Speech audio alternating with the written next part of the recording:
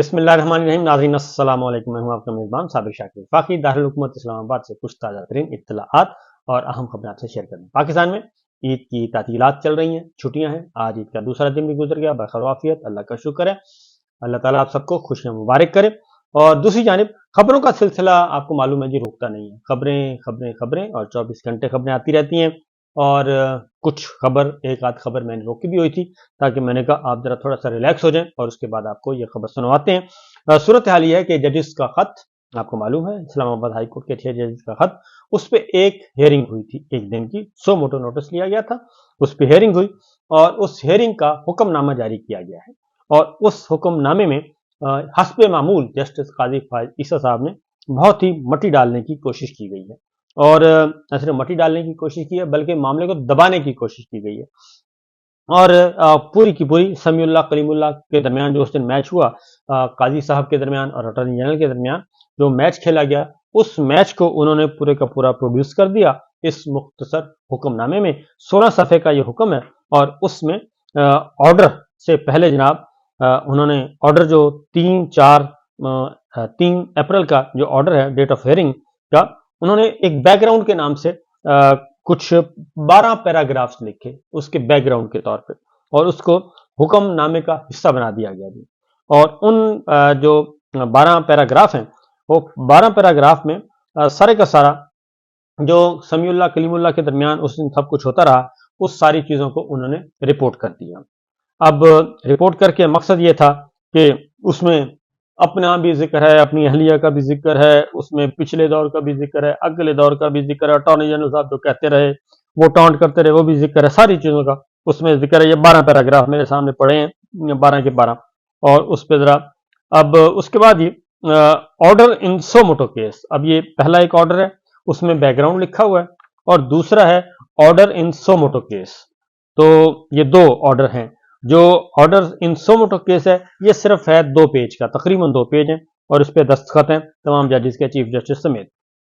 اب ذرا تھوڑا سا آگے بڑھتے ہیں.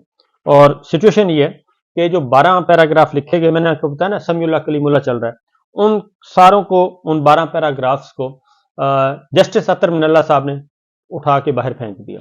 اور انہوں نے کہا جی کہ میں نے بڑے احتیاط سے بڑے پڑھا ہے, لیکن میں پیراگراف 1 سے 12 تک متفق نہیں ہوں. اور وہ پیراگراف 1 سے 12 کیا ہے, وہ ہے سمیع اللہ کلیم اللہ جسٹس قاضی فائز صاحب اٹارنی جنرل کے درمیان جو کچھ ہوتا رہا, جس میں انہوں نے پورا بیک گراؤنڈ دیا کہ کس طریقے سے میں نے ملاقات کی اٹارنی جنرل سے, پھر میں نے ملاقات کی وزیر اعظم سے, پھر ہم نے یہ کیا, پھر ہم نے اس پہ یہ سوچا, پھر ہم نے اس پہ کمیشن بنانے کا سوچا, پھر صدق جیلانی صاحب کا اس میں ذکر خیر کیا. وہ سارے کا سارا جو اس دن کورٹ روم میں ریپیٹ نہیں کر رہا, تو کورٹ روم میں جو ہوا سمیع اللہ کلیم اللہ وہ سارا کچھ. اب اس میں جناب جو آرڈر ہے وہ میں بعد میں آتا ہوں جو آرڈر کی طرف, لیکن جسٹس اطہر من اللہ صاحب نے یہ کہا, انہوں نے کہا جی مجھے آرڈر کو غور سے پڑھنے کی سعادت حاصل ہوئی ہے. بڑے احترام کے ساتھ میں اس مرحلے پر پیراگراف 1 تا 12 کی توثیق کے لیے خود کو قائل نہیں کر سکا. یعنی کہ 1 سے 12 تک جو انہوں نے بیک گراؤنڈ کے طور پہ جو ایک کور کرنے کی کوشش کی, مٹی ڈالنے کی کوشش کی, انہوں نے کہا جی میں آپ سے متفق نہیں ہوں. لہٰذا 1 سے 12 تک پیراگراف جو آرڈر کے نام سے لکھے گئے ہیں, بیک گراؤنڈ لکھا گیا, وہ فارغ کر دیا جسٹس اطہر من اللہ صاحب نے. انہوں نے کہا جی میں یہ اپنے آپ کو مطمئن نہیں قائل نہیں کر سکا.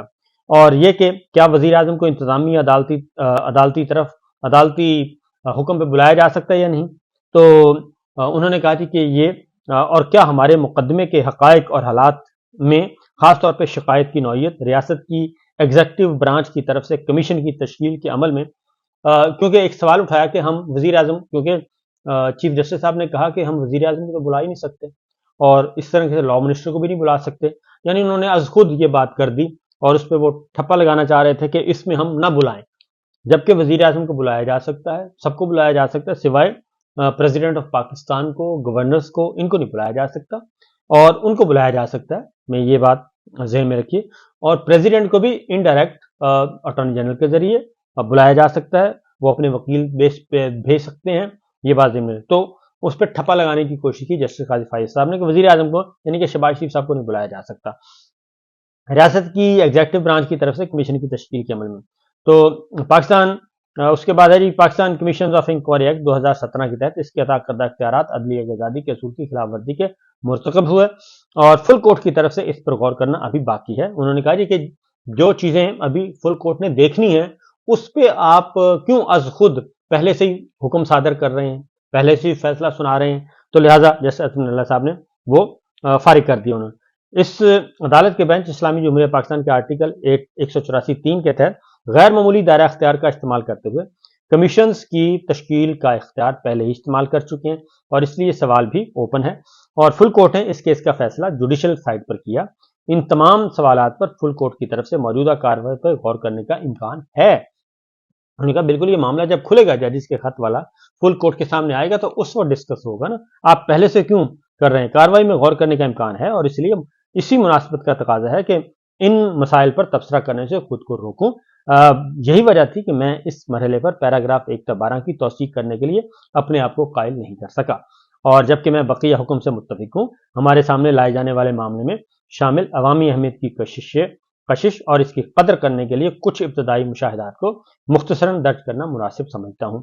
اور انہوں نے کہا کہ ایک آئینی عدالت اسلام آباد ہائی کورٹ کے 6 ججوں نے سپریم کورٹ کی توجہ مبذول کروائی ہے اور عدالتی کارروائیوں میں سنگین مداخلت اور ریاست کی ایگزیکٹو برانچ اور اس کے اعضاء کی طرف سے ججوں کو ڈرایا جانا ہے اور انہوں نے اس طرح کی مداخلت اور دھمکی کی مخصوص مثالیں ریکارڈ کی ہیں.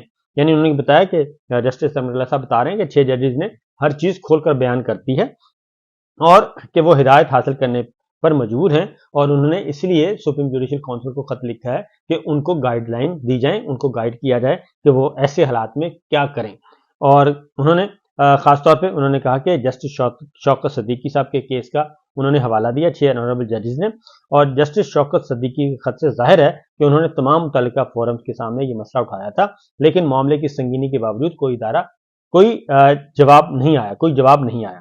یہ معاملہ فوری طور پر سابق چیف جسٹس پاکستان کی توجہ میں لایا گیا یعنی کہ جسٹس عمر عطا بنیال صاحب کی لایا, جنہیں اس وقت آئین کے آرٹیکل 184(3) کے تحت سو موٹو کارروائی کرنے کا خصوصی اختیار حاصل تھا. معاملہ سنگین تھا اور عدلیہ کی آزادی کے تناظر میں اس کے اثرات اتنے سنگین تھے کہ ادارے کے اس وقت کے خاندانوں کے لیے اس کو نظر انداز کرنے اور اس کے بجائے دوسری طرف دیکھنے کا کوئی قابل فہم جواز نہیں ہو سکتا تھا. یعنی اس وقت یہ چیزیں ٹیک اپ کی جانی چاہیے تھیں. جسٹس امر اللہ صاحب نے کہا کہ جب پچھلے چیف جسٹس کو کہا گیا تھا ان کے نوٹس میں یہ چیزیں لائی گئی تھیں اور چیف جسٹس اسلام آباد ہائی کورٹ کے نوٹس میں لائی گئی تھیں تو اس وقت بھی اس ایشو کو ٹیک اپ کیا جانا چاہیے تھا. اور یہ مداخلت اور دھمکی کے ذریعے ریاست کی ایگزیکٹو برانچ کی طرف سے عدالتی کارروائیوں میں ہیرا پھیری کے عمل کو قبول کرنے کے کلچر کی بھی عکاسی کرتا ہے. انہوں نے کہا کہ صرف نظر کیا, اگنور کیا, جس کا مطلب تھا کہ یہ جو انٹیلیجنس اداروں کی انٹرفیئرنس ہو رہی تھی اس کو تسلیم کیا جا رہا تھا خاموشی سے. عدالتی کارروائیوں میں مداخلت اور ججوں کو دھمکانے کی انتہائی سنگین کارروائیوں سے متعلق ادارہ جاتی رد عمل کو معقول طور پر ایسے طریقوں, معیارات اور اصولوں کی قبولیت کے طور پر سمجھا جا سکتا تھا اور جس کے عدلیہ کی آزادی کے لیے گہرے اثرات مرتب ہوتے ہیں. اس لیے 6 ججوں کا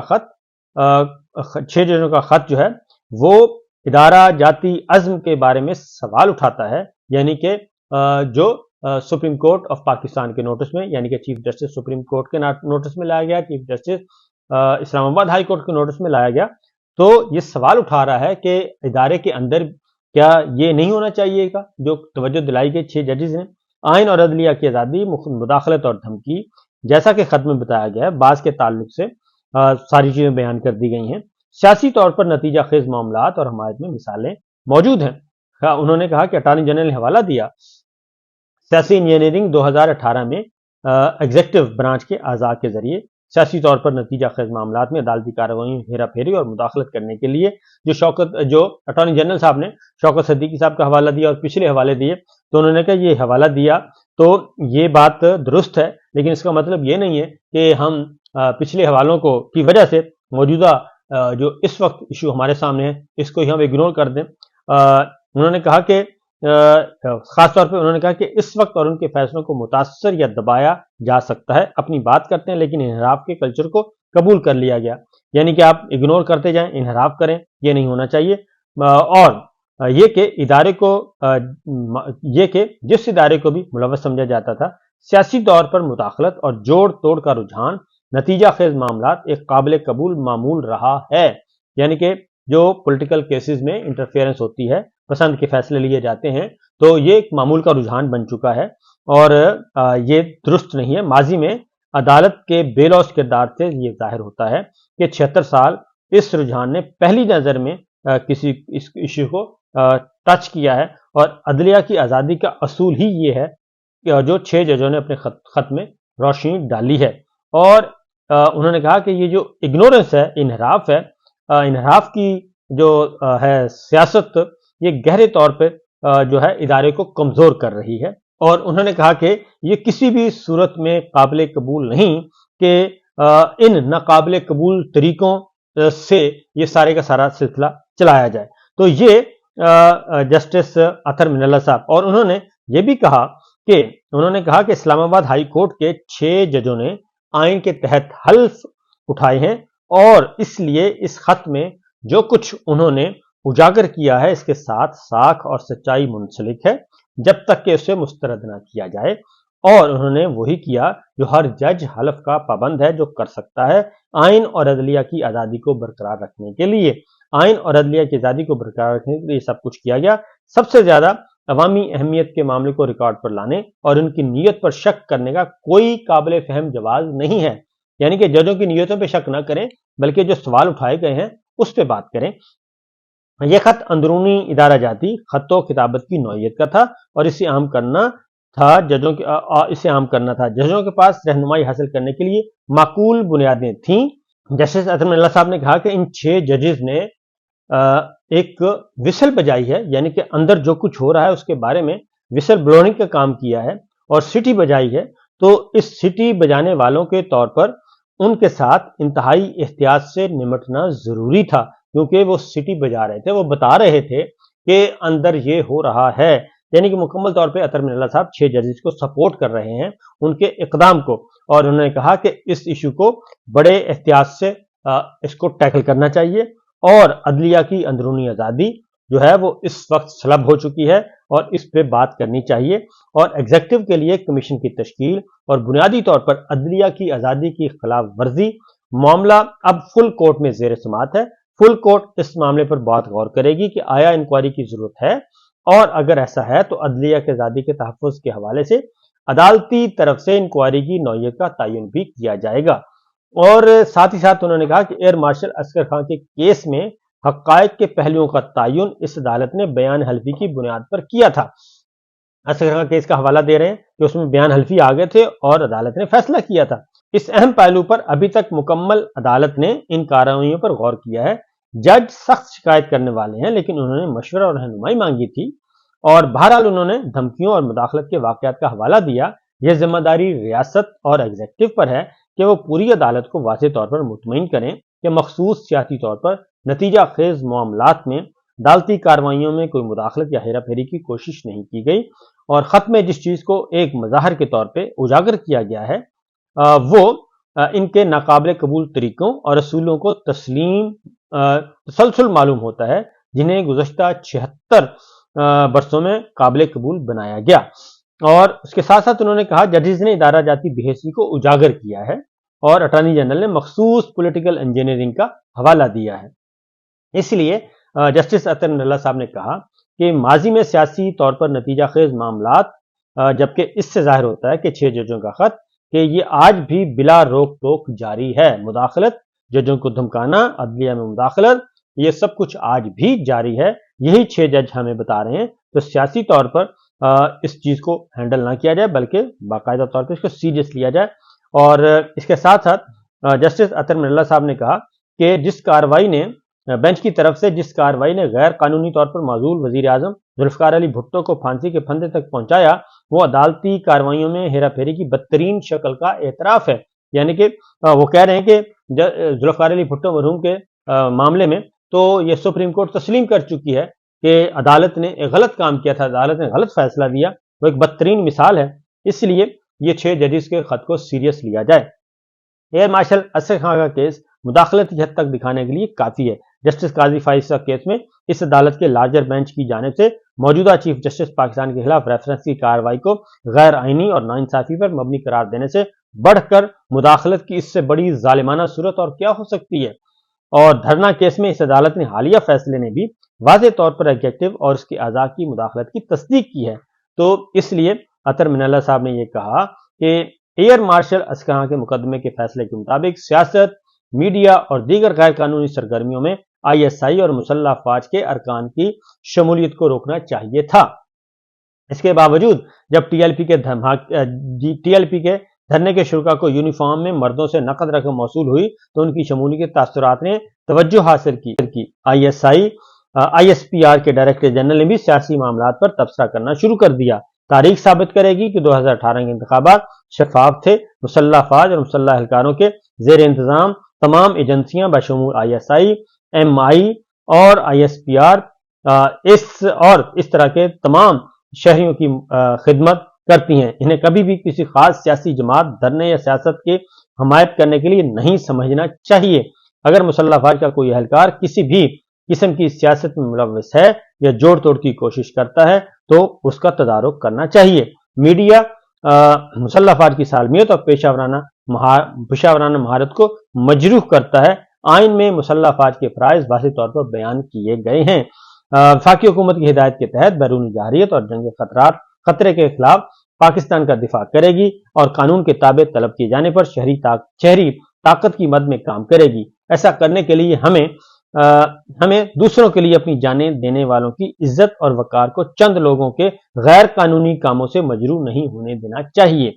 ये बड़े वो खुलकर बयान कर रहे हैं कि उनकी जो है दिफाए वतन पे खिदमात वो अपनी जगह पे मौजूद हैं, लेकिन अगर चंद लोग इसको अपने इख्तियार को गलत इस्तेमाल करते हैं तो फिर हमें उसके पीछे नहीं छुपना चाहिए बल्कि ये काम करना चाहिए। तो खत से जैसा कि पहले ही जेर बहस आया कि इनहराफ के कल्चर को मामूल पर लाने से मुताल्लिक है।